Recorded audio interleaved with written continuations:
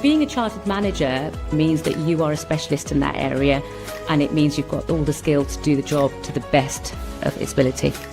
You are seen as a leader, a true leader who has credentials behind the great work you've already been doing. It's enhanced my understanding, it's enhanced my skill set, it's improved my mindset. It makes all the difference. This session is recorded and will be available on the CMI website and YouTube channel. Join the conversation by using the live chat box for your questions and comments. We'll answer as many as we can during the Q&A.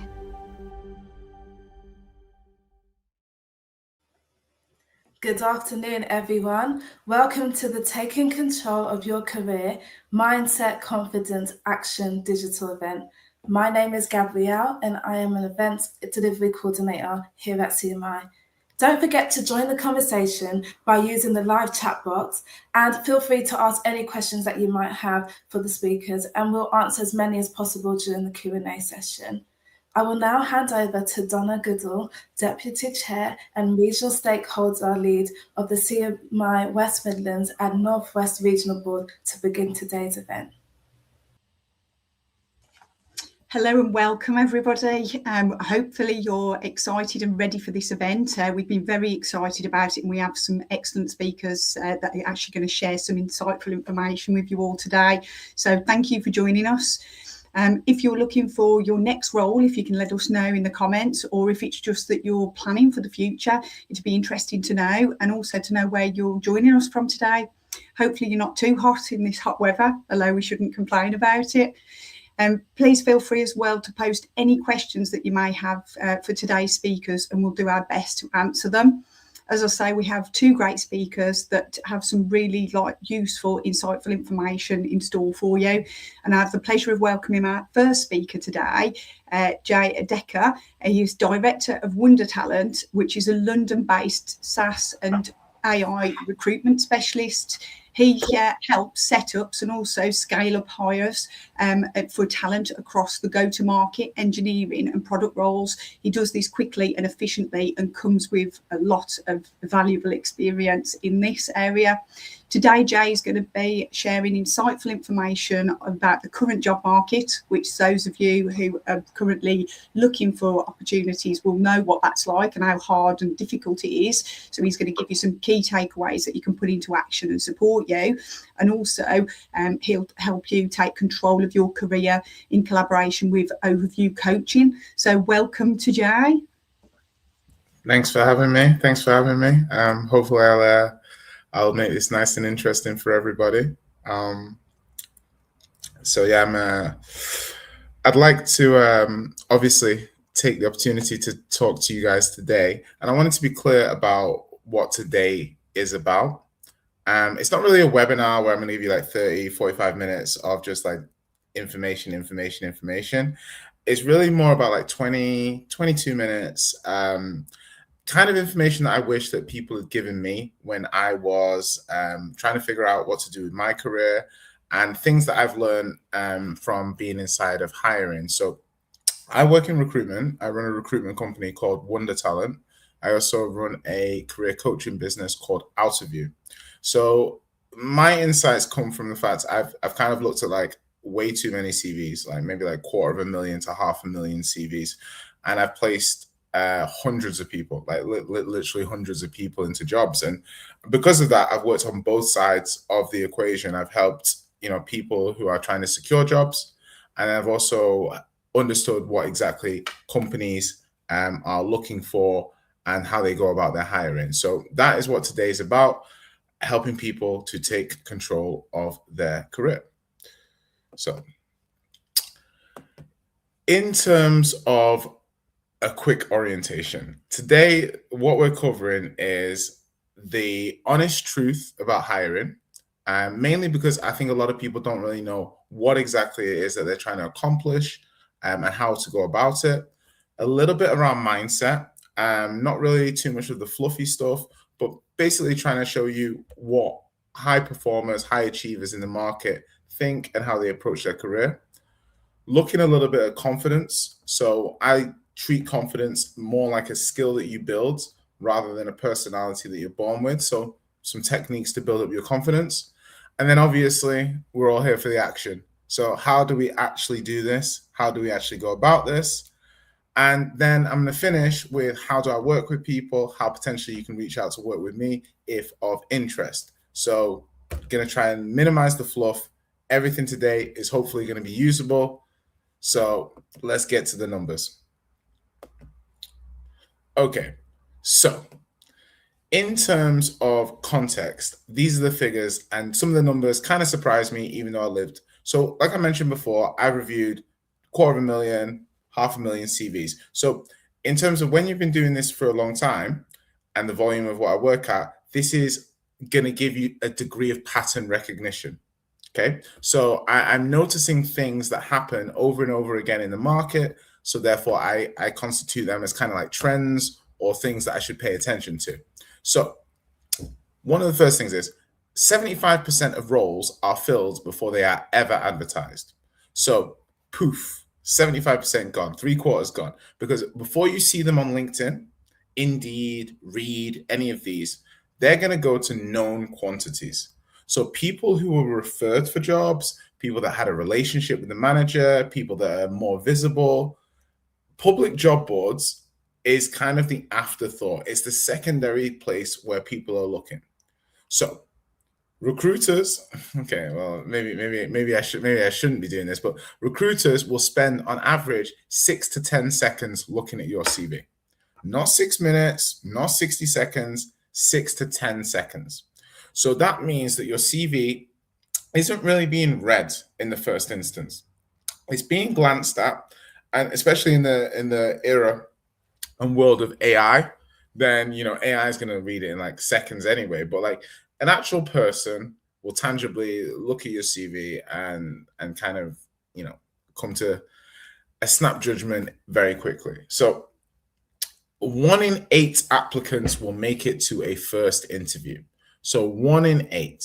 So this means that if you're applying blindly for jobs, I call it spray and pray, you basically have a strategy that is going to be failing 87.5% of the time. Just by design. Nothing really overtly wrong with what you're doing. It's just that's the way. So obviously these figures are relatively depressing, and my job here is not to try and make you feel sad about the state of the market. It's to explain to you that once we understand exactly what it is that we're trying to do, what it is that the market is looking for, how it is the game is played, we are able to play it in a more efficient, more effective way. And that's what we're going to do today. Well, try to anyway. So in terms of what's broken, so how does it look from both sides? And I want to be like critical of the job side as well, because obviously, when you're a job seeker or you're looking for a new job, it can be a little bit disheartening when you see companies are doing, certain practices which, doesn't really feel like it associates itself well with you. But candidates do make the same mistakes over and over again, and it does cost them opportunities that they deserve. So if you send 50 applications with the same CV and you wonder why nothing's coming back, then you really need to understand from that point of view, that's not really a strategy. You don't really have a tangible approach of what you're doing. Generic CVs. So CVs that describe essentially what you were responsible for rather than what you have achieved. People don't hire you for a job description. They hire you based on the tangible results and the accomplishments that you've delivered.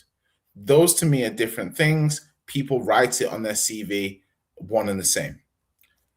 Looking to be found rather than choosing to be visible. And I repeat that one is looking to be found rather than choosing to be visible. So you are sitting there hoping that the right person is going to see you and find you. I've always had the mentality that closed mouths don't get fed. So the personal brand aspect of what you're doing in the job market is very important. So the question I ask everybody right now, if I was to search your name on LinkedIn right now, like, what would I find? And if the answer is technically not much, that is a problem. However, it is wholly fixable. And companies, on the other hand, so what we're dealing with as candidates in the market is the applicant tracker systems that you send CVs to. You'll send them, you'll apply, you'll hear nothing. You don't know if it was a bad application. You don't know if you weren't a fit for the role. You don't know if a human being has even read it. So with all of these factors, that's obviously a little disheartening for candidates. Multiple interview stages for roles that don't really need it. You know, I was doing some recruiting, and some of my clients do like 8 stages. There's no like, you could be prime minister in less than 8 stages of interview. There's no job, I believe, that needs 8 stages of interview. However, sometimes we need to play the game. Sometimes we need to jump through hoops, but it is what it is. Ghosting candidates is one that I really dislike, you know, in terms of, especially after a final round interview. So to me, that's one of the most disrespectful things, because, you know, I appreciate sometimes, you know, you have a first stage interview, life gets in the way, job gets in the way. But in terms of, if you have had a final interview, you've invested time and effort into something, and that's the worst thing a company can do. You know, somebody that's giving you time, effort, and hope, just disappearing, that to me is a big issue. But again, you know, we're just looking at what the issues are in the market from both sides: companies who are looking to hire, candidates who are prospectively looking to secure jobs. So system flawed on both sides, and I think that's a big thing to understand. Like, if we know that the system's flawed, then we need to work accordingly around it to maximize our skill set and our abilities. So let's look at the new reality of work and hiring. So in terms of the new reality that we're looking at, AI is here. And whilst it's not here to steal your job, well, maybe it is, it depends what job you do. But the idea is AI is going to filter you before a human can even see you. So this isn't really a thing that's in the future. It's not years in the future. It's not like Terminator or something. I think we've like got to the point where Terminator was set. But anyway, so this is where ATS systems, AI screening tools, they're going to reject a lot of applicants. I don't have a specific figure here. I don't want to make it up, but they're going to reject a lot of applications before a recruiter opens them. So this is where CV formatting, the words, understanding specific skills that those jobs are looking for is very important. Otherwise, you're invisible to the marketplace. Like we mentioned before, visibility is really important here. So loyalty in this day and age, I believe, is no longer rewarded. So we need to stop banking on it. Play on words, banking, money. Okay. So in terms of average tenure, so the average tenure of jobs is falling. So companies will restructure, companies will downsize, companies will pivot, and the people who are doing the best in these environments are the people who built careers that are built off their skills, their overarching technical capabilities, and they're able to be portable. You can lift your career, put it somewhere else, lift it, put it somewhere else. You know, I'm a big proponent of the thing of, you know, good work isn't always rewarded. So, you know, you need to make sure that you're creating your own pathway. In modern, you know, modern job seeking, modern job profiling, or just, you know, like networking, your LinkedIn profile is your CV.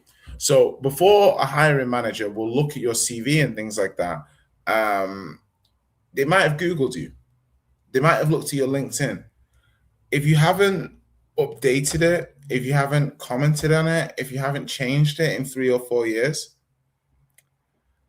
that's obviously not going to set you in the most efficient light. Let's put it like that. And the one thing that people feel uncomfortable about is visibility versus competence. Like, the most qualified person in any given room does not always get the job. And that's one thing that is really key. Like you can be visible, credible, qualified, and also referred, and you're probably more likely to get the job than the person who's just qualified. And that is the state of play in the market, and it's very fixable.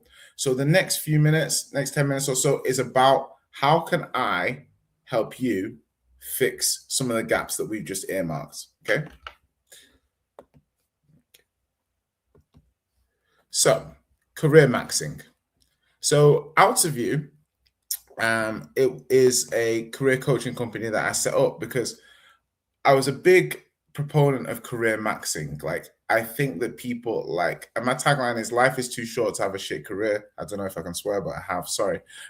We can edit that out afterwards. But life is too short and you should try and maximize it. And what does maxing look like?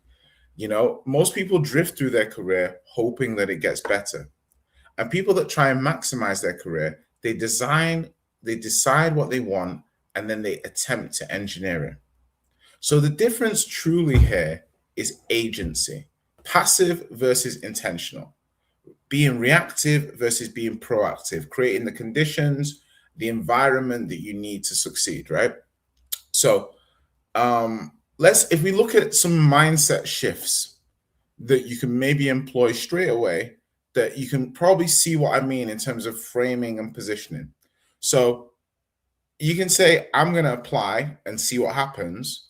Or that can be like, I'm going to position myself so opportunities come to me. You want to stop chasing jobs, especially if you're in a job right now, you want to stop chasing jobs and you want to start building a presence that makes people in your space, in your ecosystem, find you, propose jobs to you. These are different strategies with different results, because when you're applying for jobs and things like that, a lot of the time you're going to be proactively applying from a position of weakness. You know, a lot of the time when people are proactively applying for jobs on job boards and things like that, it's either because something's changed in their working environment, something's changed in the quality of their co-workers or the company, something's materially changed and they want to move. It's based from a position of weakness rather than proactively like, you know, everything's going well, let me see what's going on here. So in terms of I'm not ready, you know, a lot of time people will be like, I'm not ready, you know, I've got stuff going on. I do think perfection is procrastination a little bit. A little bit. Do you know what I mean? I've always been of the mentality done is better than perfect, you know? So if I think about all of the talented people who haven't updated their LinkedIn because they're not ready, I mean, that's just like months and months and months and months of work of reduced visibility because you didn't want to change, because like, you know, 20% of what you wanted to do wasn't ready. The other 80% was, but then you've given up on months of that 80% visibility because the other 20% wasn't ready. I hope my maths was good. I didn't pay attention during A-level mathematics. So my work speaks for myself will often become, I'll make sure my work speaks for itself and I'll make sure the right people hear about it. Because like I said before, your good work does not always speak for itself. It can be there silent, while potentially less talented people will amplify what they do because they have no issue with making sure people see their quality. Lastly, I see a lot of I will be loyal to my employer, and that's great and everything like that. But your loyalty, in my opinion, is to your career trajectory, and where you want to go. You can be an amazing employee, but also look after your career. These are not necessarily conflicting objectives. You are very capable of, managing a good career pathway whilst also helping improve the value of the teams that you work for and the values of the companies that you also work for. So, onwards and upwards. Onto confidence. So, confidence, I don't know. So some of you may be looking for jobs at the moment. Some of you may not have had a job for a little while. Some of you may be flunking all of your interviews. I always think confidence is like a staircase going up and an elevator coming down. It's not necessarily something you're born with. To me, it's something that you can build. And how I build it in people that I work with, and how I build it normally with candidates and companies that I do, is a few different, well, 1, 2, 3, 4, like let's say four things. Yeah. So one is clarity. You can't be confident about something you can't be clear on. So if you can't answer the question of what do I specifically bring, or what can I specifically do that somebody else doesn't, that's the first thing you need to fix. Before we look at CVs, LinkedIn, we need to start understanding, why am I valuable? What makes me so good? Why am I better than this other person who's doing the same job? So evidence. How can we evidence what I've just said? So I call this the SAR methodology: situation, action, result. So the situation is you set the scene. So what was the context? What was going on? So the situation of your event, give me the backdrop, okay? Then the action. So what did you specifically do? Not the company, not your team, not we, you, okay? So the situation, so what was the situation that was going on? What is the action that you undertook specifically? And then what was the result? Ideally in revenue, in numbers, in time saved, churn reduced, pat on the back from the CEO, I don't know. But like, if you can quantify it, you should qualify it, okay? So if you have these stories now, so I'm saying, okay, so you get a bit of clarity. So situation, action, result, give me 10 of those stories, 10 or 15 of those stories. And if you have those stories, you won't struggle writing your CV, and you won't struggle in interviews, because you're going to have a bank of answers that are going to fit a number of different situations, which will reassure you why you're so good at what you do. So the articulation aspect, point 3, knowing the stories is good, but you need to be able to tell them naturally. They need to be effortless. They need to feel like you're not reciting. They need to feel natural. So if they sound natural to you, they'll sound natural to other people. Practice. And then the last thing would be positioning. You can't be everything to everyone, So I look at this from the point of view of like, the more specific you are, don't have a fear of missing out. I'm really bad for this, but it's like, the more specific you are, the more you're going to appeal to those people who really, really want you. Yeah. And the companies that are really interested in your skill set, rather than trying to appeal to all the other companies who may not see as much value in what you bring to the table. So in terms of building your personal brand, so not visible equals, okay, maybe like not existent. Like, I'm not saying that you don't exist. I'm just saying that if you aren't visible, it's an issue. Just as if you're not memorable, it's an issue. If you're not positioned accordingly for the job, it's an issue. So let's look at LinkedIn now. Okay. So when you go on LinkedIn, you're going to have your headline. Okay. So your headline isn't your job title. Okay. So it's a bit more like, so let's say you're a business development manager. So it could be like senior business development manager at such and such company. Okay. So that's what you do. The headline really should read your value proposition to an extent. So it's like, what problem do you solve? Who for? What outcome do you drive? So mine might be like, J. Androdika, I help SaaS and AI startups hire the best go-to-market and engineering talent from their ecosystem. So it's a little bit more, there's a little bit more teeth on it. There's a little bit more focus in terms of that. So when you're writing the about section, it's not really a CV summary. It's more about, for me, what you've done and what you're working towards.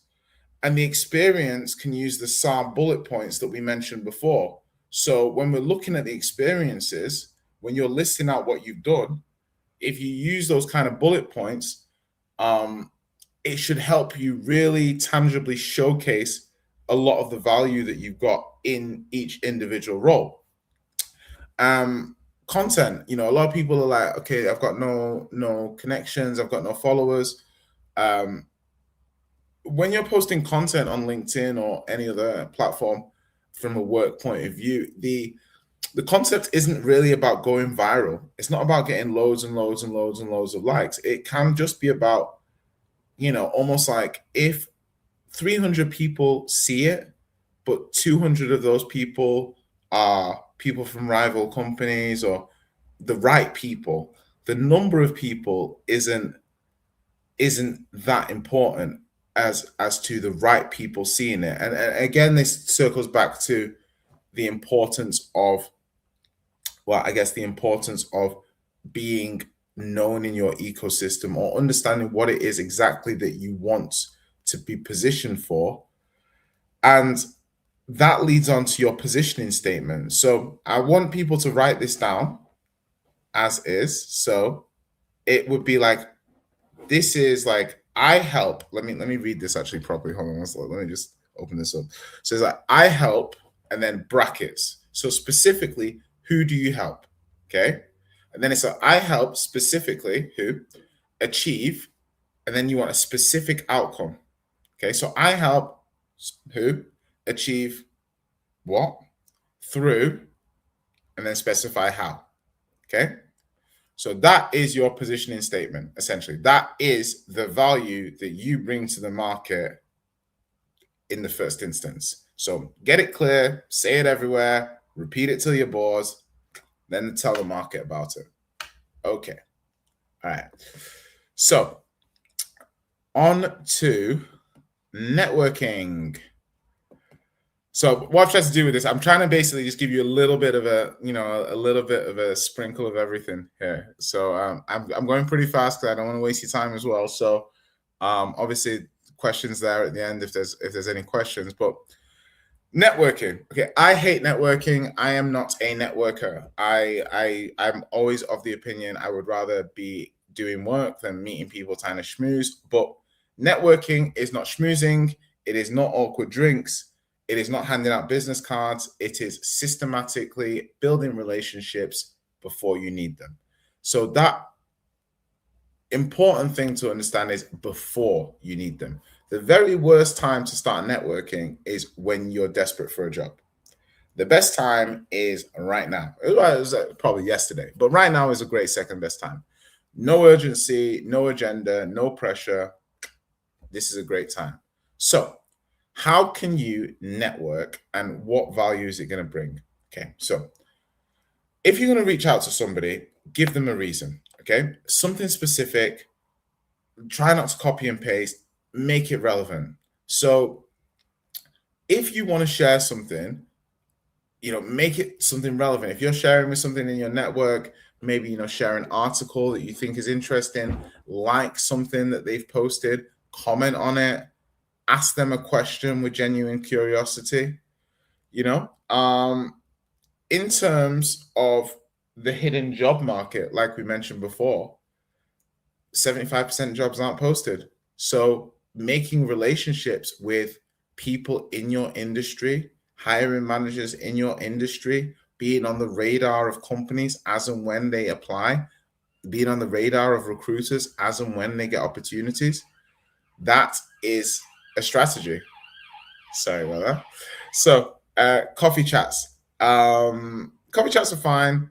I don't love them. They can be valuable depending on what kind of job you have. 20 minutes, grab a coffee. This is kind of like a friendship thing. Like you want to be friends with the person. People don't mind doing this. Like if somebody asked me, like, Jay, do you have Jay, I want to start a recruitment company. Do you have half an hour to discuss with me? I'd say, sure. Somebody's like, oh, Jay, I need 15 minutes to discuss looking for a job. People like to be helpful most of the time, so a lot of talented people don't get asked. Like, I promise you, the person who's a level or two above you, who every day is, smashing their job, doing a great job, I promise you, nobody is ever asking to pick their brains, ever. Do it, they'll love you for it. Following up with people, like nobody owes you a reply, So it's important to treat outreach like outreach. You are outreaching to some of these people, stay in touch, circle back, follow up. Do you know what I mean? And the community stuff, roundtables, Slack groups, LinkedIn events, meetup. Opportunities come from familiarity. Do you see what I mean? And what I'm trying to do here isn't necessarily say you must do all of these things. It's more, hey, like, do some of them. Add some of these to your repertoire and you won't regret it, Okay. We've gotten to the homework section. Here we go. So, okay. So I think that if you do this following stuff for the next 90 days, your position in the market is going to be unrecognizable. Amazing. So before we even start, we want to do a career audit. Okay. So day 1 to 30. Okay. So days 1 to 30, you want to look at this and you say, hey, understand what your non-negotiables are. Okay. So what I mean by that is when you go to a company, what's important? Is it money? Is it flexibility? Is it autonomy, career security, company security, remote working? But understand what your non-negotiables are, because these are going to be really important when the job gets stressful. And trust me, all jobs in modern society get stressful. We want to rewrite the LinkedIn headline and about section. Okay, so we want to kind of redo that straight away. Just reframe yourself a little bit here. Okay, SAR Bank. So obviously, if the one thing I tell you to go away from today is situation, action, result, build 15 to 20 achievement stories, cool. Lock in your target role, sector, company list. Think to yourself, okay, what is my ideal role? What is my ideal industry sector? Who are the companies I'd like to work with? And then connect with some people who work in those companies, start getting in those radars, and then understand that we are starting to network. We are effectively making strides to become more well-known in a space that we're interested in working in. Okay, so after that, that's the first 30 days. So that's not too onerous. That's plenty of time. You can Netflix, Apple, Amazon Prime. No, that's delivery. Apple TV. Okay, so days 30 to 60, visibility. So I want you to be posting on LinkedIn twice a week. I want you to be sending 5 outreach messages. This is not a lot, by the way. So if you post twice on LinkedIn and then you send 5 outreach messages a week, that's like 20 minutes. That's like 15 minutes of work across the week in order to do that. So yeah, let's try and get some coffee chats. One coffee chat with somebody who's a hiring manager for your job, but in a different company. One coffee chat. And then update your CV. And I want you to look at that from a SAR methodology. And then the last thing would be 3 target companies approach through hidden markets. So I would look at 3 companies to approach who may or may not be hiring, but you maybe just cold outreach to somebody in the recruitment team, connect with the hiring manager, connect with the CEO, whatever. I mean, obviously, don't make it too obvious. I don't want you to get sacked, but still. And then day 60 to 90, which would essentially be momentum. This is where ideally you should be getting interviews, you should be getting opportunities, you should be getting conversations, and you should be practicing your interview stories. You should be building your salary negotiation position. Salary negotiation, by the way, is more for people. A lot of what we described today is for people that are potentially looking for new roles. The SAR methodology works really well with people who just want a salary negotiation, people who are looking to understand the value that they bring, not just in looking to secure a new job, but maybe even in securing a pay rise or a salary negotiation, the principle remains the same in terms of situation, action, result, what you've done for the company. Use that, put it in a document, present it at your next salary review, or even before. It'll work great. Okay, so once you've done that, you can basically review what's working, double down on what's working, stop what's not. And I guess this will now take us to a quick summary of what do I do. So how do I work with people? So all of what we do here, all of what I do is essentially what does winning look like to you? What does success look like to you? And not necessarily what I want to sell. Most of what we do is quite productized. So we have a specific product which we will kind of customize for people. So Career Success Accelerator, that's for ambitious people who want to break through. It's a 10-week intensive course. It's one-to-one. We basically will start with a career audit. We're going to work through your clarity, your positioning, your brand, your network, your execution. Kind of what I just explained to you, what we just then, but like 10 times more detail, 10 times more context. Interview prep, negotiation, offer, strategy, everything. There's a money back guarantee there to secure your job. Stay on course. That's for founders and people that want to do startup businesses. Gives them clarity about their role, their team, the direction, the program. And then I also do things with SaaS hiring, which is for scaling SaaS companies, building out the infrastructure, things like that. So what does working with me look like if anybody is interested following this call? Basically, everyone's already very capable. Like, I think a lot of the people that I work with are insanely intelligent. Most of it is about bottlenecks, removing bottlenecks. People aren't necessarily where they thought they'd be in their career. They feel like they've plateaued. They feel like they could do a little bit more. So the career audit is basically going to understand where you are, what's blocking you, how can we get you winning? And then a lot of the things are not framework orientated, just post into your life. The positioning, the stories, the outreach, the customization is more about you. It's really just about your vision and your clarity, hence why it's called, Career Success Accelerator, Career Maxing, Clarity. So obviously I've been doing a lot of recruitment for a long time, and I understand what hiring managers look for. I understand how to build successful careers, and I understand how to help you, make bad decisions that might affect your career. And obviously lots and lots of one-to-one work, commitments, working together. It's a thinking partnership amongst all of these things. Finally, your career is not going to maximize itself. Thank you so much for your time. Hope this has been informative. Thank you, Jay. I can certainly say that has been very informative. You've given us a lot of food for thought there, and I'm sure everybody will agree.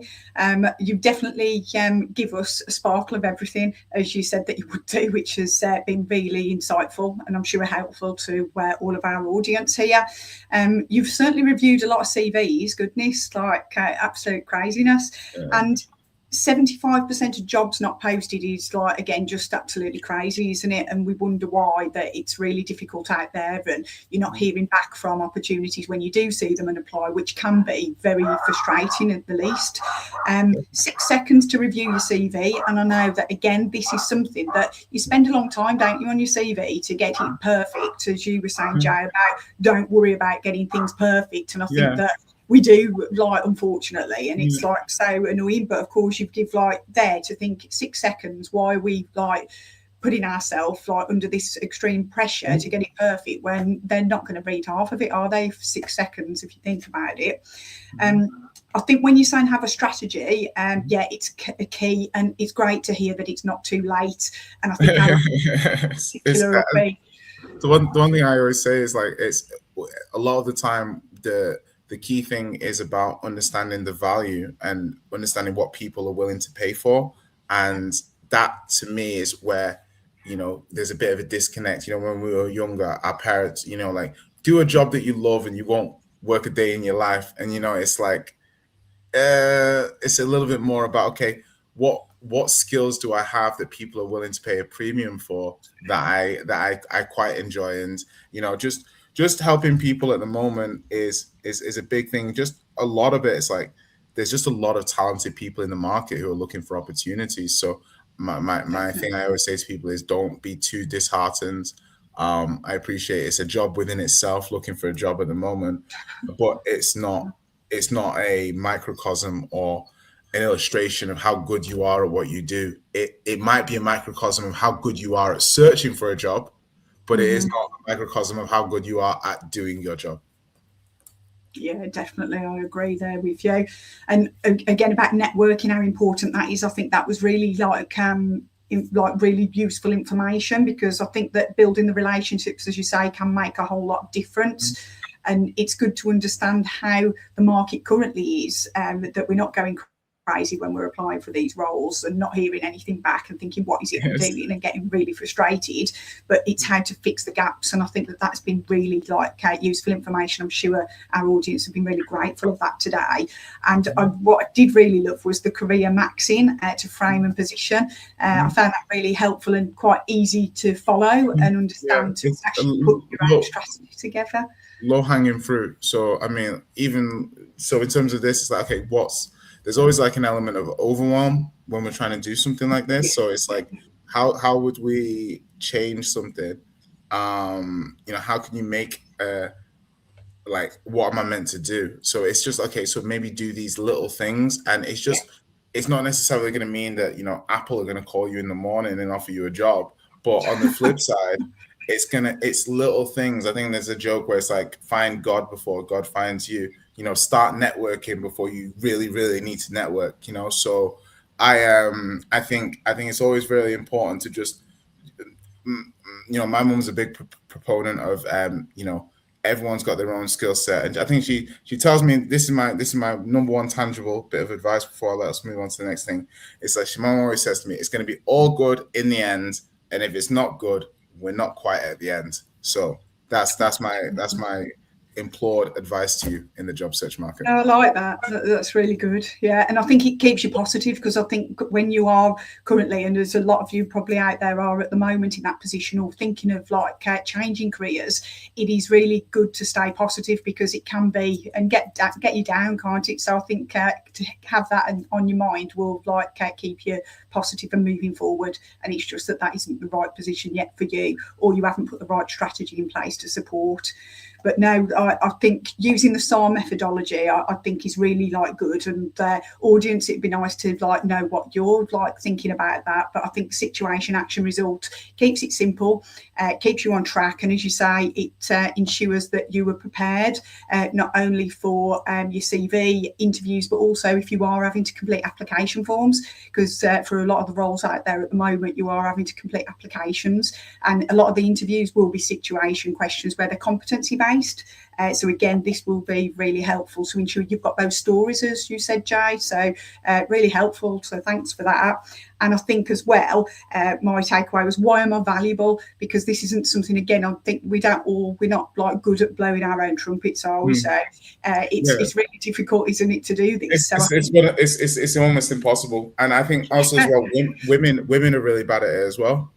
Especially women, like men, we're like, I built a monastery or something. I'll be like, did it in my spare time. Women are a lot more reserved. I think there's some stuff that said women don't apply for jobs as much that they think are on the limit of their skill set. Whereas men, if they see something where they've got 50% of the attributes, they're like, I'll apply. Women are like, they need to see 90% of the attributes. And essentially, the STAR methodology is about confidence. And the thing is, it's really easy to have confidence if you know why you're good. And that is the easiest way I can give somebody to make them realize that they're good. It's by you telling me all the great stuff that you've done and effectively understanding the value you bring to your team and the company. And it comes from yourself. I'm not, and that's the biggest thing, because in interviews and stuff, when you go for jobs, if you feel like you're kind of, it's like you can kick the can down the road, but you eventually have to pick it up. Like you can kind of fool some of the people some of the time, but you can't feel all of the people all of the time. You're not going to get to a point in an interview process where you can pull the wool over somebody's eyes. So you really need to have those tangible examples, and you really actually, a lot of the time, do need to be the best person for the job. Sometimes you're a lot better for a job than you think you are, but you're not able to articulate yourself. And that's the big thing for me, is like, you owe it to yourself to be able to represent yourself well in an interview setting. There's no shame in being beaten out to a job by somebody who's more qualified or who has more experience. The shame to me comes from not being able to effectively position yourself and present yourself in a way that you've given the best value example of yourself. And then you can just, I did my best, it's cool. Definitely. No, yeah, and that's really good advice as well. Thank you. And then, as you say about using LinkedIn to build your brand, I think that's something that we all need to be more mindful of, and realise the importance of it. So moving on from that, I've got a question that actually is key with LinkedIn. There's a couple of questions actually about LinkedIn that our audience have posted, which it'd be good to see what you think of these, Jay. So we've got Chris Saunders has posted a question here to say, I used to have LinkedIn come off it as I found it unhelpful and was just bombarded by companies. Where do you start if you're starting from the beginning with LinkedIn? What would you recommend? So first of all, I'd say, Chris, is that it depends on the context of who the companies are. So I mean, if you're a candidate and you're getting bombarded by employers about opportunities, that's a nice position to be in. But if we're looking at it from a basic point of view, it's just an overview of what are you trying to accomplish with LinkedIn. Do you know what I mean? So if you want your LinkedIn to have something, you want to have visibility. So essentially a basic overview of who you are, what you do, things like that. Then if I was you, a relevant person, I'd be connecting to, companies in a similar space, in people who are senior in my space, people who are a couple of levels above me in my space, recruiters in the space, talent acquisition in the space. Give yourself a nice spectrum. You don't need a huge amount. This is more about visibility rather than anything. Only then will you then think, okay, I need to post this, I need to do this. But the core thing is just basically, if you find it unhelpful, it depends on what you wanted to get out of it in the first instance. If you want to have visibility, you have visibility. You can just close it up. After that, people will be able to find you and message you. If you want to generate job opportunities, you're going to have to put in a little bit more work. So I think I need to understand a little bit more of what you constitutes helpful, as in, like, if it's unhelpful, what would be helpful for you? And then, just reverse engineer that. Okay, brilliant. Thank you. That is good advice. Hopefully that's helped, Chris. And then we just one last question there before we move on to our second speaker, because I'm mindful of time because it's just going too quickly. Sorry. You believe it? It's flying by, isn't it? G Jumps has said, I've heard that posting at least 2 items per week and obtain visibility. What adds value? What should you be posting in order to get that recognition and to be noticed more? So it depends on who you're speaking to. This is what I mean about, you can't be everything to everyone. So I don't know what you do, G Jumps, but let's say you work in e-commerce or something like that, or retail. I should not be interested in what you're posting on your LinkedIn. Yeah. You don't need to make it interesting to me. You need to make it interesting for people in your network who want to read that kind of stuff. So for me, it's a lot about pain points. It's a lot about difficult days. I had a difficult customer who did this, and then you use that information to create a conversation point. Do you see what I mean? So anecdotes about your job, explaining about pain points, the journey that you've been on in relation to be in that position, just a mix of just authenticity. Do you know what I mean? If you think about anybody that you follow or you like, they're authentic. Do you know what I mean? So all you have to do is be yourself and just share some stuff that your network might find interesting, what's relevant about your job. One of the best things I'd advise you to do even is if you Google Reddit, So a lot of the time, people are always moaning on Reddit. So you go to Reddit and you can basically find what some pain points and some things that people are moaning about in your specific industry, and you can use that as potential subjects for yourself when you're talking on LinkedIn, because you're going to have like-minded individuals hopefully comment on it and move forward. Brilliant. No, that's great. Some good advice there. Hopefully that's helped G-Jumps give you some information. So thank you very much, Jay. That has been really useful and very interesting. And I'm sure that our audience are really happy with the insightful information. And I think a question to the audience is, are you going to do your homework? Be nice to actually see that. Yeah. And yeah, brilliant. Yeah, and also, yes, to contact Jay if you would like his services where he can support, which would be great. And yes, so thank you very much, Jay. And introducing Karen, our second speaker. Hi, Donna. Hello, everybody. Hello, Karen. Karen Nichols, you've actually worked for CMI for over 28 years. So again, come with a wealth of experience. And Karen is the member service manager, and she has a lot of useful tips to share with us today. Although obviously we're running out of time, I appreciate, which is going to guide us through some excellent tools and resources that CMI offer on your next chapter, basically. So this all goes hand in hand with how your membership can help and support you. So over to Karen. Thank you. Thanks, Donna. Hi, everybody. So, yes, your homework. If you're like me, thanks to Jay, gosh, there was so much information there. If you're like me, your brain is probably whirring with lots of ideas. What are your next steps to bring that 90-day plan into focus to get that homework sorted? And I'm going to suggest 3 key CMI resources that can help. We have the CMI Management Diagnostic. So you've probably seen that on the ticker tape earlier in the session, where you can assess your management skills, knowledge, and experience, and you can identify a forward development plan. We've got the Career Development Centre. It has lots of tools to help you build and perfect your CV and interview skills. And the CMI Thrive platform, that's our online portal with practical resources and tools to plan and evaluate for your ongoing development. If you are a full CMI member, you're going to be all set to get started with these today. If you're not a CMI member, you've got the opportunity to come into CMI full membership and make the resources work for you. So let's focus on each of these in turn. And I want to start by just revisiting what Jay said about clarity, confidence, and evidence, that every achievement in your career should be told as a story with that situation, an action, and a result. I'm bringing that across to the management diagnostic. So the diagnostic itself is a self-assessment tool that's exploring your existing knowledge and experience.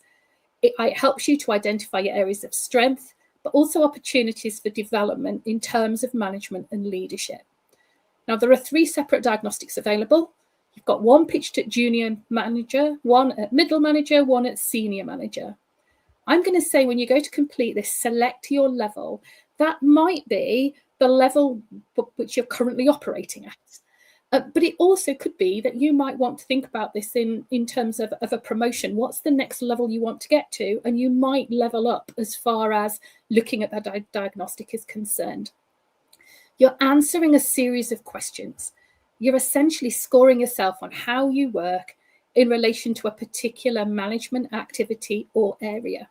And I think the opportunity here, coming back to that confidence, that clarity, there's an opportunity with this diagnostic to introduce that SAR model. As you're scoring yourself against each statement, think about what that statement means to you. How does that translate to what you do, the way you work, and what you deliver? That situation, action, and result. So an example statement says, I use effective influencing and negotiation skills when communicating with stakeholders. If you're thinking about this from a SAR perspective, what example do you have to bring this to life? What was the situation that needed you to think about how you could influence or negotiate? What was the specific action that you took, and what was the result that you achieved? And be clear on that achievement and what you delivered. And also importantly, how can you evidence it? Use it as an opportunity to apply a management and leadership lens to feed into your achievement bank story. So coming back to what Jay had identified there. Plus, there's a couple of additional benefits as far as the diagnostic are concerned. It will provide you with a personalized learning plan, so it can pinpoint where you've scored for strength, but also those development opportunities, which you can use in conjunction with CMI Thrive to map out your plans for development, locate resources and content that can help you with it.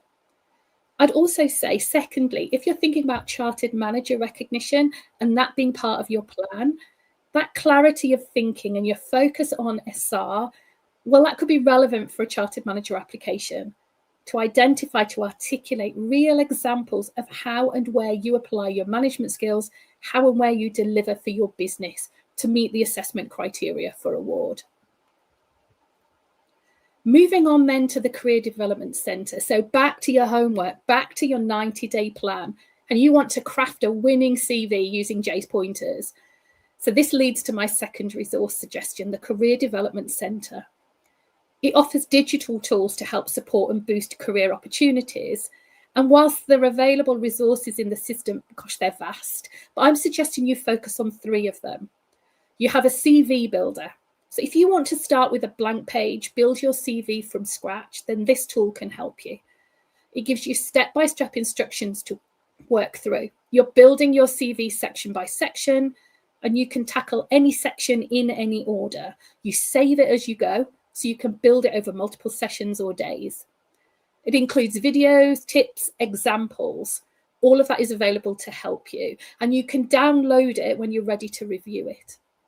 I think something Jay also identified, a one-size-fits-all as far as your CV is unlikely to be effective or successful. So with something like the CV Builder, you could create multiple CVs if you're looking to position yourself in different industry sectors or spaces.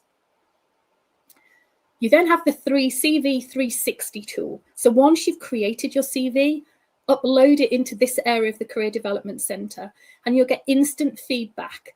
It's doing over 50 checks against commonly searched details. It's a simple visual to see which of those checks your current CV has passed, any that it might have failed. It'll give you feedback tips on those areas where it thinks it's not strong enough, so you can go away and update those CV sections. You've got the opportunity to re-upload your CV and re-review it against those same checks. And you can do that as many times as you like, so it's a constant work in progress. And there's also CV tips and advice available in that area. The final element within career development, I would say, is the Interview 360. It's a toolkit to help you prepare for and to practice your interview technique. So there are mock interviews available. You can look at auto-generated interview questions. You can create a custom interview based on questions that you select. You can use an AI-generated interview based on your CV. And you can simulate your chosen interview and get feedback on how you perform. So you can actually video yourself. There's common interview questions. You can search through articles, again, video, tips, advice, everything there to try and help you feel confident when you get that interview opportunity and as you're heading into it. Then CMI Thrive. So your management diagnostic report, your work to build your CV, all of these things are all likely to have identified areas or opportunities for you to develop further. And that leads to this final resource suggestion, which is CMI Thrive. This online platform is here to support your plans for developing your knowledge and skills further in the future, and gives you the opportunity to engage with resources and topics that matter to you as a manager to help build and strengthen your skills. And I'm just going to bring up on screen, this is a view of what I see when I log into CMI Thrive. I'm just going to talk you around the screen on what you can see, what's available to you. So on the left-hand side, you have menu options to learn and to explore. So in that learn menu, here you can add CPD goals and activities, the things that you want to do to develop your skills further. And it builds as a CPD log over time as you complete and as you evaluate those activities. The system here can also track completions of those goals, of the resources perhaps that you've viewed or that you have pinned to review at a later point, and the certification section shows that progress. You can use the skills menu option to tell you, or to tell the system, what skills or topics you want to develop further, and that will help the system start suggesting content for you to read and engage with. The explore option on the left-hand side, well, that's curated content that links to the key areas of the CMI professional standard. So it's pre-curated content that you can go and read and engage with. That could be on topics like managing yourself, communicating and influencing, being an ethical and inclusive leader. The main body of the screen, you've got carousel options here. So you'll have something there called Getting Started. That includes an introduction to Thrive, how to personalize the Thrive experience, so set the screen up in the way that you want it to look, and all about the Thrive app. There's an option there for selected for you. That's the content suggested for you. So if you set skills, areas that you want to develop, this is where you're going to start to see suggested content for you to review. But it can also suggest content based on your previous activity. So if you've gone into the system and just decided to do a keyword search, it's not a skill that you've pre-selected, it's just a topic you're interested in. Again, the system is learning, it's working out, here are the things that you're interested in. Let me suggest some more content, some more resource for you to engage with. Now you can see here I've got 3 skills that I've selected previously. So communicating and influencing, building sustainable workforce, and so on. And so the things that I am seeing in that feed are based on those skill areas. In the carousel options, you can't see on screen, they're further down, but you've got something that's recently added. So that's particularly useful if you're a regular visitor. You can go and see the latest featured content that's been added to the platform. But you've also got useful resources. So that's CMI Thrive Help. It's help screens. It's how to get the most out of the system. On the top right of the screen is where you can do your searches, so your free text searches. So you can resource by topic, you can search for keyword. You've got a little painter's palette icon that lets you customize your preferred settings for the screen view. You've got an option to review any pinned content. So if you've found an article, but you don't have time to read it there and then, if you pin it, you can come back and find it later to review. And then notifications, the little bell icon. If there's any new notifications about content or other things in the system, you'll get a notification that you can go and review. And then at the very bottom right, there's almost looks like a rotating ring when it's real time. And that's the in-platform AI support, which is called Kiki. And you can use Kiki to search for content. So you can use natural language. You can ask questions in the way that you would if you were chatting to somebody. Use CMI Thrive to support you in developing and honing those skills that you want to take to your next role. And you can use it to help you navigate the management and leadership landscape and all the activities you're going to be completing once you've pinned down that role and once you've moved into it. That really covers everything that I wanted to go through. It's a bit of a whistle stop, but I hope that that's been useful. Brilliant, Karen. That was absolutely fantastic.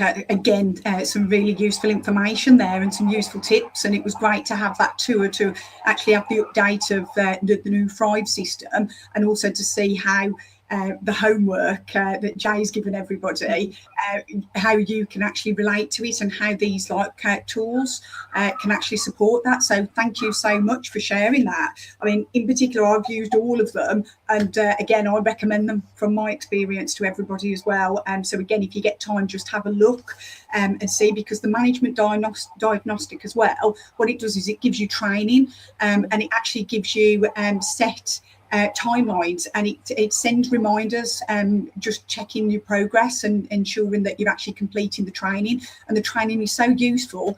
It really helps you on that journey, depending on where you are in your management and leadership journey. But yeah, it really helps to develop. So I definitely recommend that to everyone. Likewise with the CV, as I mentioned to Jay before, I was there messing about with my CV, trying to get it perfect. And just by feeding it into, you upload it into the CMI system, and it gives you a mark out of 100. And it's really good because it gives you then useful tips of what you need to do. And when, like Jay said, a lot of your CVs now being read by AI, not a human at first, it actually looks at it from that perspective. So it's really useful and handy. So definitely have a look at that with your CV. You can upload as many, as Karen said, as you wish, but really useful. So that CV builder will help you. And even if you haven't done it and you're starting from scratch, it helps you do that. So it's really good. The mock interviews as well. I think it's always good if you can do a mock interview. So the 360 interviews, take advantage of those, because Karen, they're really handy, aren't they? Really useful. We haven't got time. We've run out of time now because there's just been so much information to share with you all, and it's so exciting and lots happening and lots of useful details. But go into Thrive, because Thrive has lots of templates, lots of case studies, lots of training, lots of fact sheets. I frequently use them. I use these in my job all the while, and it's great because you can just dip in and out to find information, and the case studies really help because it brings to life how other organisations have put things into practice and how it supported them, and likewise with your job searching as well, and getting to that next level and finding the right opportunity. As Jay said, you want to go and find the right role, don't you, really, which is great. So thank you to our amazing speakers. I'm sure that everybody has enjoyed it, and looking at the comments, thank you very much to the audience for feeding that back, that it's all been really positive and really good. So Jay and Karen will be really happy about that, because it's nice to know that it's helping you.